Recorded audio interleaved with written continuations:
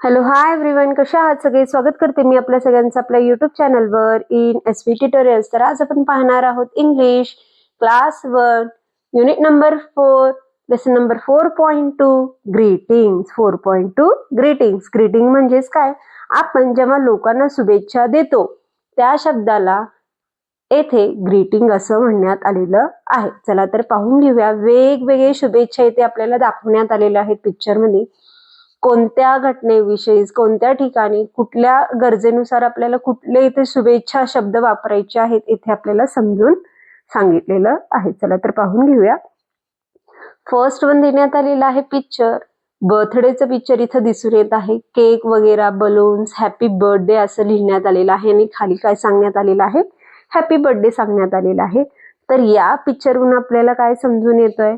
जिथे कोणाचा बर्थडे असेल किंवा वाढदिवस असेल तर त्या दिवशी आपण त्यांना हॅपी बर्थडे असं ग्रीटिंग अरे शुभेच्छा देतो. पुढील पिक्चर मध्ये, नेक्स्ट वन पिक्चर मध्ये आपल्याला काय सांगण्यात आलेलं आहे पहा. हॅपी न्यू इयर दाखवण्यात आलेला आहे. खाली सुद्धा हॅपी न्यू इयर हे ग्रीटिंग लिहिण्यात आलेलं आहे. तर येथे जेव्हा नवीन वर्ष चालू होतो, न्यू इयर चालू होतं आपल्याकडे, जेव्हा नवीन वर्षाची सुरुवात होते तेव्हा सगळेजण एकमेकांना शुभेच्छा देत असतो. शुभेच्छा म्हणजेच काय? ग्रीटिंग करत असतो. त्यावेळेस आपण सगळ्यांना हॅपी न्यू इयर असं ग्रीटिंग करतो असं म्हणतो. पुढे दाखवण्यात आलेलं आहे पहा पुढील चित्रामध्ये. तर बसमध्ये एक व्यक्ती बसलेला आहे. तर दुसरा व्यक्ती त्याला काय करतो आहे? हाय म्हणजे बाय म्हणतोय. त्याला काय करतो आहे? प्रवासासाठी त्याला काय करतो आहे? शुभेच्छा देतोय. तर याच्यावरून काय समजून येईल? खाली हॅपी जर्नी असं सुद्धा म्हटलेलं आहे. तर जो कोणी प्रवासाला निघालेला असेल किंवा जर्नीला फिरायला निघालेला असेल तर अशा व्यक्तीला आपण हॅपी जर्नी असे म्हणतो. याचा अर्थ सुरक्षित आणि सुखकर प्रवासाची येथे आपण शुभेच्छा त्या व्यक्तीला देतो. पुढील चित्रात आपल्याला काय दाखवण्यात आलेलं आहे पहा.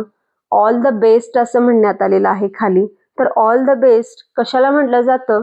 जी कोणी व्यक्ती किंवा जी कोणताही लहान चाइल्ड असू दे किंवा कोणीही असू दे, तो परीक्षेत जात असेल किंवा कुठल्या तरी कॉम्पिटिशनला जात असेल, स्पर्धेला जात असेल किंवा कुठल्या तरी नवीन कामासाठी तो जात असेल, तर त्या कामासाठी किंवा त्या परीक्षेसाठी किंवा त्या कॉम्पिटिशनसाठी येथे आपण त्याला ऑल द बेस्ट असं म्हणतो. काय म्हणतो? ऑल द बेस्ट असं ग्रीटिंग करतो. याचाच अर्थ काय?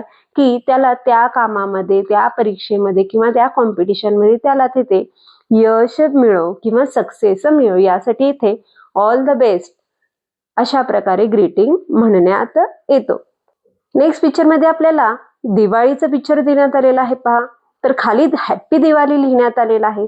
तर दिवाळीमध्ये आपण मिठाई करतो, दिवे लावतो, आकाशकंदील लावतो, फटाकडे फोडतो. दिवाळी हा सण दिव्यांचा असल्यामुळे येथे आपण एकमेकांना हॅपी दिवाळी असे शुभेच्छा देतो. तर येथे हॅपी दिवाळी पण हा काय झालेला आहे? ग्रीटिंग झालेला आहे. त्यानंतर पुढील चित्रात आपल्याला दाखवण्यात आलेला आहे हा मुसलमानांचा सण आहे. तर ईद या सणा दिवशी आपण एकमेकांना ईद मुबारक म्हणतो. ईदच्या शुभेच्छा इथे दिल्या जातात. तर ईदच्या शुभेच्छांना येथे ईद मुबारक असे म्हणण्यात आलेले आहे. तर आपल्याला येथे सेंटरमध्ये मध्यभागी आपल्याला येथे एक लहान मुलगा दाखवलेला आहे. तर त्याच्या हातामध्ये आपल्या भारताचा जो तिरंगा आहे ते दाखवण्यात आलेला आहे. आणि खाली काय लिहिण्यात आलेलं आहे पहा. Happy independence, happy Republic day. तर स्वातंत्र्य दिनाच्या शुभेच्छा आहे आणि प्रजासत्ताक दिनाच्या शुभेच्छा असं इथे म्हणण्यात आलेलं आहे.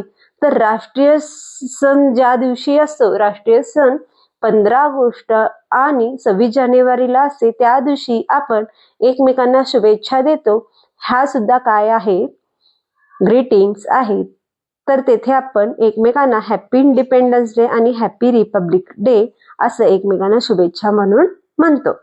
तर नेक्स्ट वन चित्रात आपल्याला दाखवण्यात आलेलं आहे सांता क्लॉज आहे आणि येथे आपल्याला मेरी क्रिसमस असं म्हटलं जातं. तर क्रिसमस किंवा नाताळ, त्या सणाला मराठीत नाताळ असं म्हणतात. तर क्रिसमसच्या वेळी आपण एकमेकांना शुभेच्छा देतो.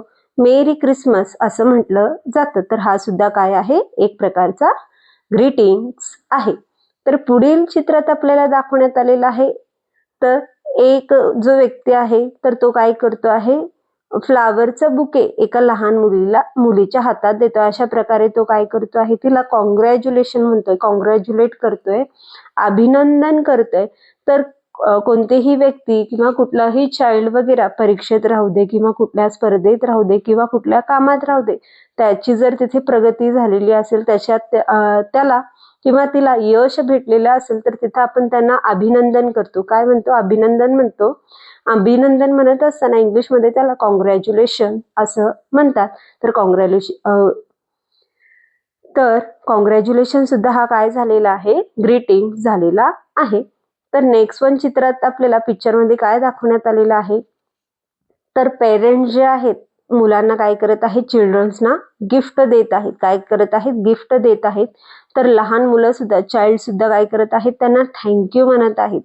तर कोणती व्यक्ती आपल्याला मदत वगैरे केली किंवा काहीतरी उपहार दिलं, काहीतरी आपल्यासाठी काम केलेलं असेल, आपल्याला सहकार्य केलेलं असेल, तर त्यांना आपण थँक्यू असं म्हटलं पाहिजे. तर थँक्यू हा सुद्धा काय झालेला आहे, शुभेच्छा झालेला आहे, ग्रीटिंग झालेला आहे. तर इन्स्ट्रक्शन्स देण्यात आलेले आहेत पहा. Practise short conversation with the childrens by using greeting given above. तर वरचे जे सगळे काही ग्रीटिंग्स देण्यात आलेले आहेत, तर ते ग्रीटिंग्सचा वापर करून छोटे छोटे कन्व्हर्सेशन घेऊन मुलांना हे ग्रीटिंग्स यूज करायला सांगायचे आहेत. तर अशा प्रकारे आज आपण लेसन नंबर 4.2 ग्रीटिंग हा लेसन पाहिलो. तर व्हिडिओ आवडल्यास लाईक करा, शेअर करा, सबस्क्राईब करा. पुन्हा भेटूया असेच अनेक व्हिडिओ घेऊन. Bye bye.